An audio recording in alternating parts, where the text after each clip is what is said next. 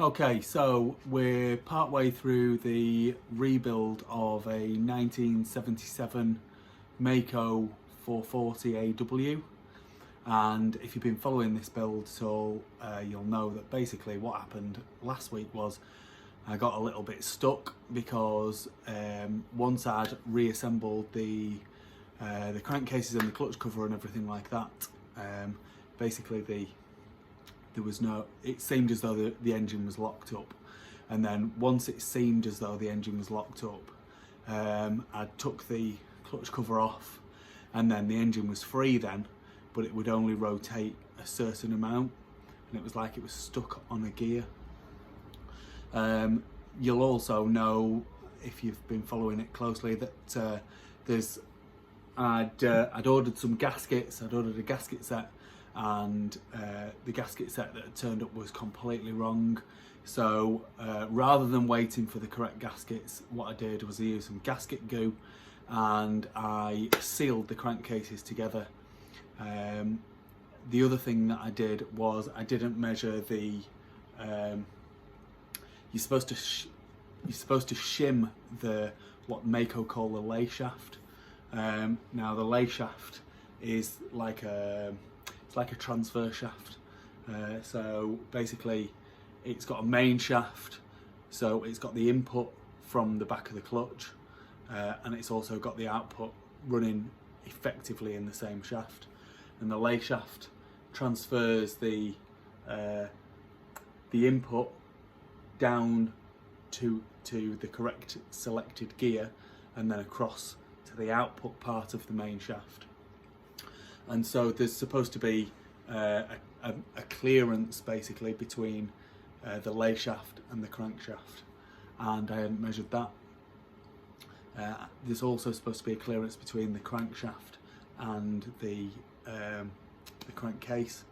I had measured that, and I'd discovered that the minimum tolerance was supposed to be 0.1 mil, and you've got a range of 0.1 to 0.3 mil, and I'd got bang on 0.1, so I'd said, you know, it is in tolerance, but it is tight. So anyway, so after I put it back together and the engine seemed to be locked up, I then kind of figured out that basically it must be this lay shaft that I've not shimmed up correctly. So I've gone back to the drawing board. I've waited for the gaskets. I've ordered a fresh set of gaskets from a guy called Glyn from VMX Gaskets, and that's a lovely thick gasket there, so that it's gonna add a distance. It's going to add a clearance value compared to the gasket goo, which is basically just crankcase to crankcase. So I've split the crankcases again. I spent ages cleaning up the gasket goo and then just checking everything, making sure everything seems right. And then I've gone through the manual and checked how they recommend to do this calculation. And if you look here, what I've got a piece of bent wire basically that's attached. It goes around the bottom of the gear on the lay shaft, and with a little bit of, you should be able to see that. It does move the lay shaft up and down, and so the distance that we're going to try and calculate is the distance between the top of this washer here and the crankcase itself. So obviously we're not going to be able to measure that from inside the crankcase. So what we're going to use is we're going to use a dial gauge on top, and as we pull the lay shaft up, we're going to register a difference there, and that should tell us whether we're in tolerance or not. And we're going to do a similar kind of thing, but we're not going to use the dial gauge. We're going to use a feeler gauge with the crank. So the crank itself should, according to the manual, there should be you knock the crank down across to the alternator side. Sorry, the ignition side, not the alternator. You knock it across the ignition side, so it's as close to the ignition side of the crankcase as it possibly can be, and you take that measurement and you then knock it back as far as it'll go to the gearbox side, and you take that measurement and you minus one from the other, and then the difference needs to be between 0.1 and 0.3 mil. So we're just going to I'm just going to go ahead and do both of those things. So I'm going to just slit the top of the gasket there. That's where the conrod will go through. So I'm going to slit that, take that piece out. I'm going to put the crank in the crankcase. I'm going to put the other crankcase on top, and I'm going to bolt it down. And then we're going to try and get these measurements. So that's what we're up to. Okay, so I hope you're going to be able to see this properly. What we've got, the crankcases are assembled. We've got the dial gauge on the top of the lay shaft. So the lay shaft's as far down as it possibly can be at the moment. We've got the piece of wire that's wrapped around the bottom of the lay shaft, between the two bottom gears, basically, the two bottom output gears on the lay shaft, and that's I've fed that through the main shaft bearing. So the value that we're reading at the moment is 79, and when we pull up on this, we go to a reading of 43. So we're basically 44 there.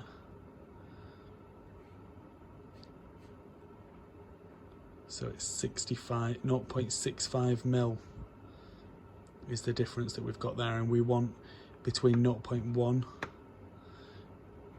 fact, that just increased to 0.45 mil, and we're at 0.79 at resting. So we're at 0.66 mil, and we're looking for a difference, a clearance of 0.1 to 0.2. There are 2 shims in there already, which I haven't measured yet. I will do that in a minute. So we've got 0.66 mil clearance, and we need 0.1 to 0.2. So I know that we need to shim that out. So maybe this gasket is thicker than the one that was originally in there. There's no problem with that really. A little bit more clearance is going to give slightly more horsepower, because the engine's going to spin more freely. And so long as we're in tolerance, then we should be good. So I don't know what size shim that I need to get until we take the other 2 shims out. Next job we're going to do is we're going to look at the crankshaft clearance. I'll move the dial indicator and everything like that, and then we'll turn the engine onto its side, and then we can have a look at that. Okay, so onto the crank now, and I'm just going to use a rubber hammer, and we're going to knock that across as far as we can from the transmission side. So this is the ignition side, and I have already kind of measured this. So this is a 0.45 mil feeler blade, that goes in fine. And this is a 0.5. And that doesn't go in. So we're somewhere between 0.45 and 0.5. So the one I've got in the middle of there is 0.48. So that goes in.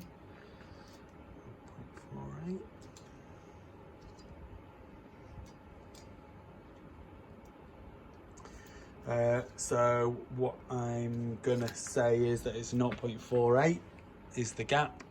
So now what we need to do is we need to knock the crank back across, and then we're going to measure the gap again. So what I'm going to do, so I know that the top measurement that I need is it's a 0.3 mil difference, so that will be 0.78. So I'm gonna get my 0.48. I've lost it. So I'll tell you what, let's try 0.5 and a 0.3, and let's see if that goes.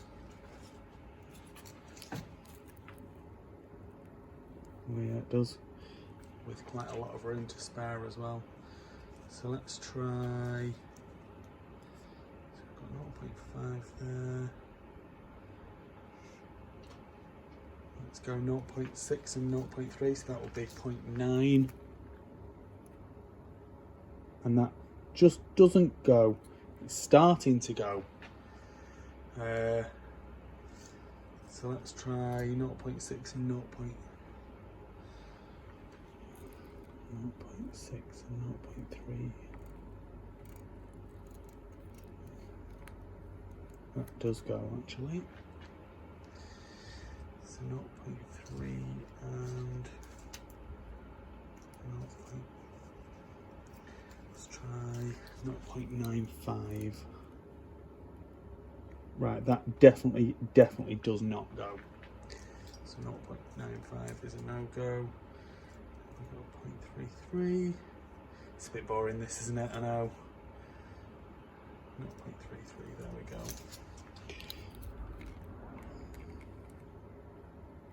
And that just goes, that's a really tight fit, that. So that's 0.33 and 0.6, so that's 0.93. So the difference between that is 0.45 mil. Yeah, 0.45 mil, and we're looking for a maximum of 0.3, 0.1 to 0.3. There are two shims already on there, so again I'm going to just take this side of the crankcase off. Again, I'm going to measure those shims up, and I'm just going to replace them with just one shim. Or that's my plan anyway. I'll have to speak to my mate who's got a load of shims and see what he can do for me, and then hopefully we'll be rocking and rolling when we've got those shims, and we can put it back together and it'll all be hunky-dory. So that's where we're at. Okay, so these are the two shims that were on the lay shaft. So I'm going to go ahead and measure those, and then we can work out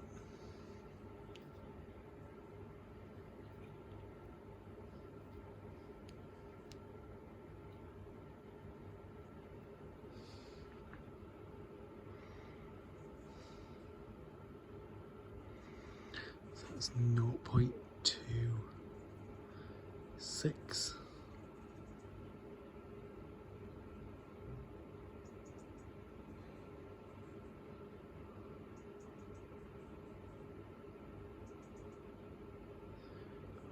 Actually,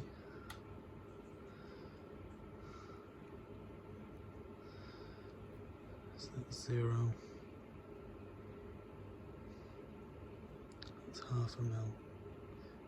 Yeah, okay. 0.28. Okay, so that shim 1 is 0.28.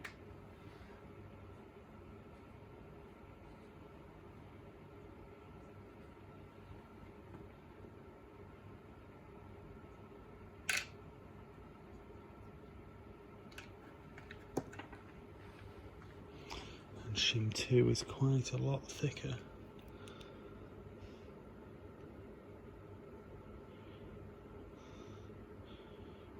It's 1.95 mil.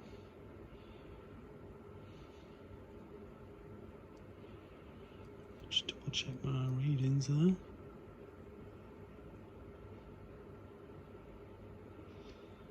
.95 mil.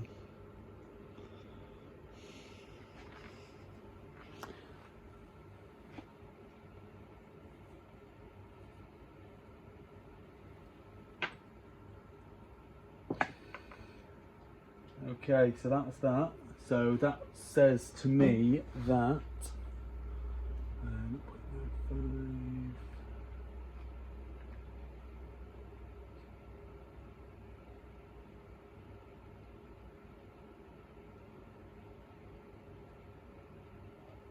so we've got a 1.9 mil gap in total. And we want to get that down to somewhere between 0.1 and 0.2 mil. So I'm going to say a 1.7mm thick shim is what we're looking for. And then on the crankshaft,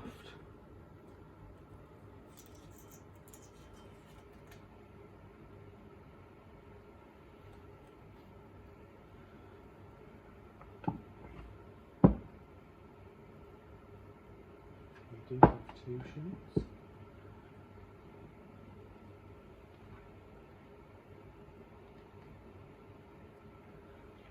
Stuck to the bearing.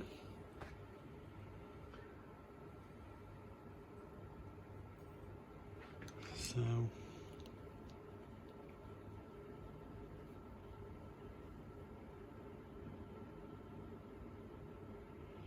Note 0.3.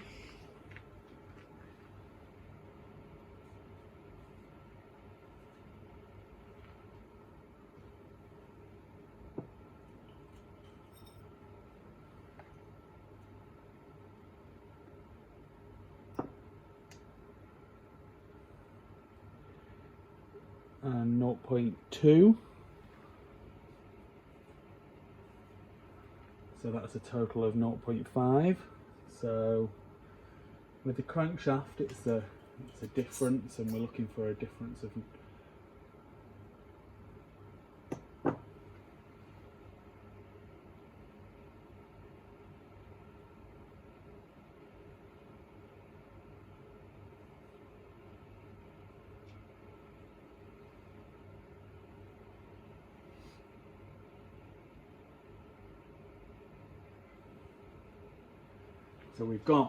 So we've got a total difference, 0.4, 0.5 is the total value of the shims, and then we've got the two readings, I don't know if you can see that, of 0.93 and 0.48.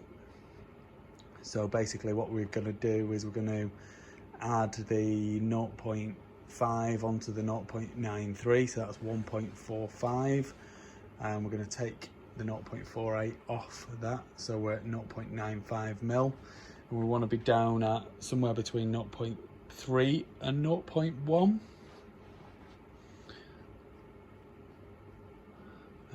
So we need a shim of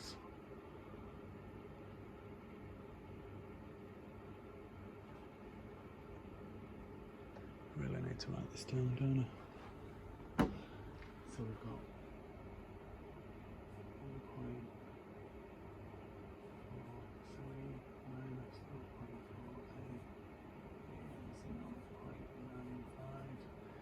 0.48 is the difference. So we need a shim of 0.65 mil. Now, so we want one shim of 1.7 mil, or slightly over, and one shim of 0.65 mil, or slightly over. So I'm going to go ahead and see if I can... the other thing that I need to do, actually, for the shims is I need to know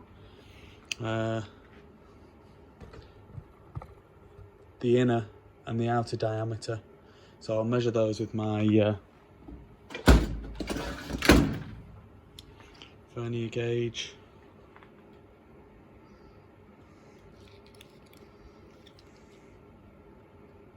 So the outer is 27mm. So we want 27 by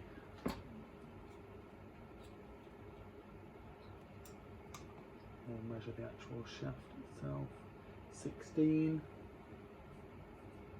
by 1.7mm.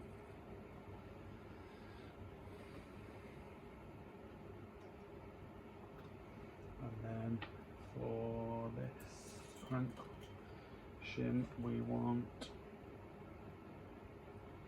37mm by 25 by 0.65.